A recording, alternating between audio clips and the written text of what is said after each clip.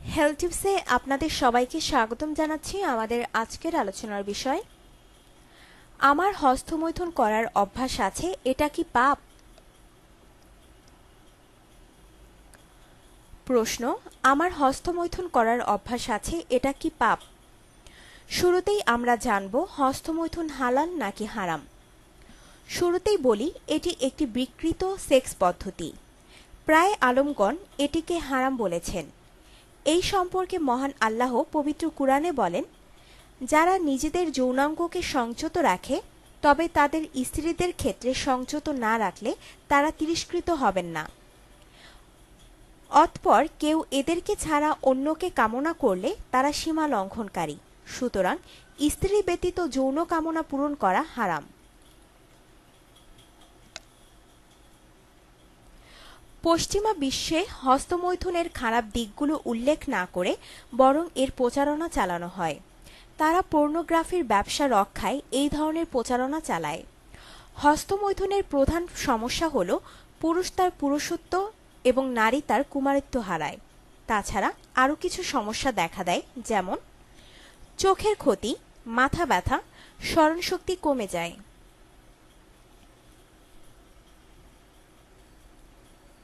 সুতরাং এটি গ্রহণযোগ্য নয়। তাছাড়া কিছু হাদিসে হস্তমৈথুন এবং এর পরিণতি সম্পর্কে বলা হয়েছে। হাদিসে মৈথুনকারীর শাস্তি সম্পর্কে আছে, হযরত আনাস রাদিয়াল্লাহু হতে বর্ণিত, রাসূল সাল্লাল্লাহু আলাইহি ওয়াসাল্লাম বলেছেন, যে ব্যক্তি স্বীয় হস্তের সহিত বিবাহ বন্ধনে আবদ্ধ হয় সে অভিশপ্ত।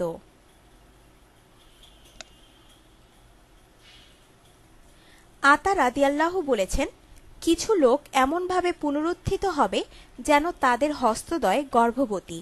আমার মনে হয় তারা সেই সব লোক যারা হস্তমৈথুন করে।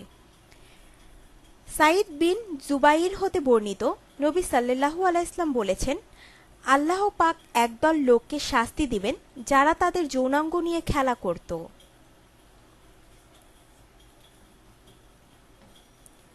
সুতরাং আমাদের এই গর্হিত কাজ বাদ দেওয়া উচিত। তবে অনেকে এটা গ্রহণযোগ্য বলেছেন এই শর্তে, যদি উক্ত ব্যক্তি অবিবাহিত হয় এবং সে যদি মনে করে হস্তমৈথুন ছাড়া জিনায় লিপ্ত হতে পারে বলে, সেক্ষেত্রে অনেকে এটা জায়েজ বলেছেন।